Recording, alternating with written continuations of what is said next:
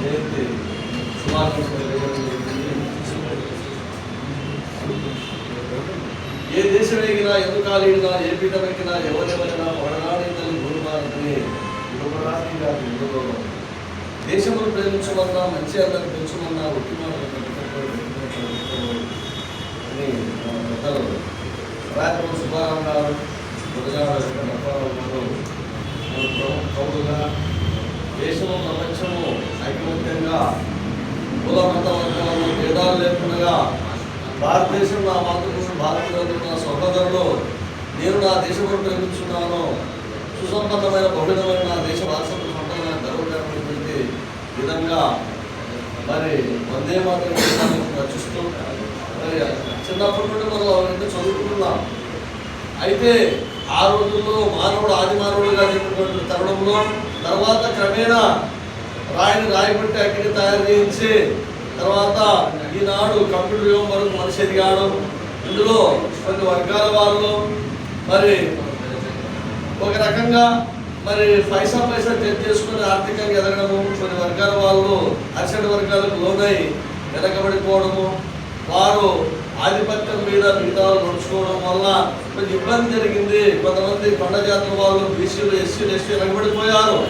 వారిని మనం పైకి తీసుకురావాలని చెప్పి అంబేద్కర్ లాంటి వారి సహకారంతో మిగతా జాతీయ నాయకులంతా కూడా కలిసి భారత రాజ్యాంగం రచించి కొంతవరకు రిజర్వేషన్ పెట్టారు. తర్వాత మనము అందరూ కూడా పైకి రావాలా. ఇక్కడ అన్నీ కొండ చేస్తే కొమ్మరి కట్ట చేస్తే కమ్మరైనటువంటి విధానంతో వచ్చినటువంటి కుల వ్యవస్థ నేడు మనము కూడా మన గురించి మనం అడగకపోతే మనకు అన్నం పెట్టేవాళ్ళు లేరు. అమ్మాయిని అడగని అన్నం పెట్టని పరిస్థితిలో ఈనాడు వాళ్ళంతా ఒకటైనా కులాల పరంగా డివైడ్, సంఘాల పరంగా డివైడ్ ఇవన్నీ జరుగుతుంటాయి. తప్పదు మరి మనం ముందు తీసుకోవాల్సిన అవసరం ఉంది. అలాంటి కోణంలో జ్యోతిరావు పూలే గారు ఆనాడు మరి బీసీ ఎస్సీ ఎస్టీల వారికి విద్యలేని సందర్భంలో మరి ప్రత్యేకంగా వారిద్దరు కూడా సావిత్రిబాయి పూలే జ్యోతిరావు పూలే గారు మరి స్వతంత్ర సమరంలోన అంతకు ముందే ఎంతో కష్టపడిన విషయం తెలిసిందే. మరి సత్య సాగరం భర్తతో పాటు భార్య చనిపోవడము, వినోద వివాహాలు లేకపోవడము, చిన్నపిల్లలకు పెళ్లి చేయడము, ఇలాంటి విషయాలు ఎన్నో అరువులు జరిగాయి.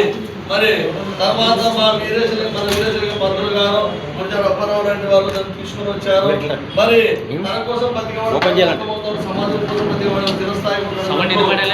ఆదర్శంగా తీసుకొని వారిని గుర్తు చేసుకుంటూ అలాంటి వ్యక్తులు ఎందరో గుర్తు చేసుకుంటూ మనం కూడా మనవంతు కృషిగా సమాజానికి సేవ చేయాలనే ఉద్దేశంతో ఇక్కడ ఉన్నటువంటి వాళ్ళందరూ కూడా ఇక్కడ కలవడం జరుగుతుంది. అందులో భాగంగానే ఆదోని జిల్లా కోసం కూడా 150 రోజులు జరుగుతుంది. దాన్ని కూడా మనమంతా కూడా మరి ప్రయత్నం చేస్తున్నాము. మరి ఈ విధంగా ఇక్కడ ఎంతో మంది కూడా మరి నాయకులు వచ్చారు.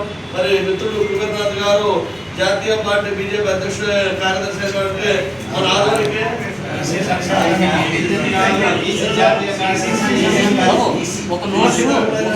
చాలా సంతోషము. ఆయన కూడా మళ్ళీ అంతకళా సేవా సంస్థలు కూడా ఆదోని నాటకాలు దాదాపు నాటుకున్నప్పుడు ఆడే తర్వాత 15 తర్వాత 4 మొదలు పెట్టారు.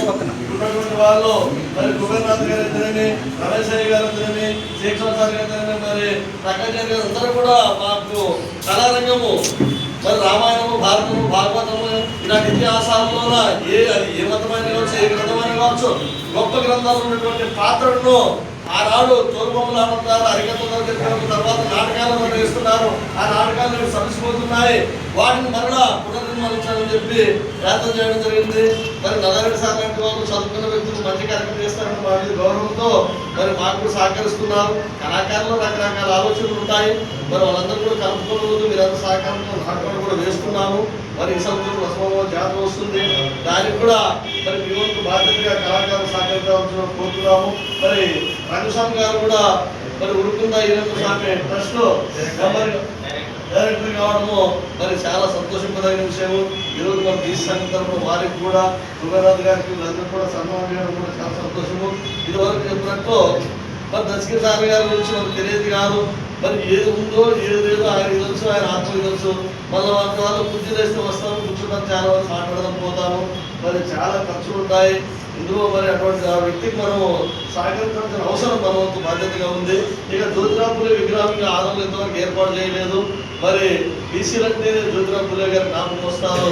ఆ విగ్రహ విషయం కూడా ఒకసారి ఆలోచించాల్సిన అవసరం ఉంది. మరి కాబట్టి మరి సెక్షన్ సార్ గారు మరి బీసీలకు రిజర్వేషన్గా పెంచాలా, మరి స్థానిక ఎన్నికల్లో కొంతమంది మాత్రం లబ్ధి పొందుతున్నారు, మరి వాళ్ళ విషయం ఆలోచన చేయాలని చెప్పి మరి చాలా చక్కగా చెప్పారు. వచ్చిన పెద్దలందరూ కూడా మేధావులే.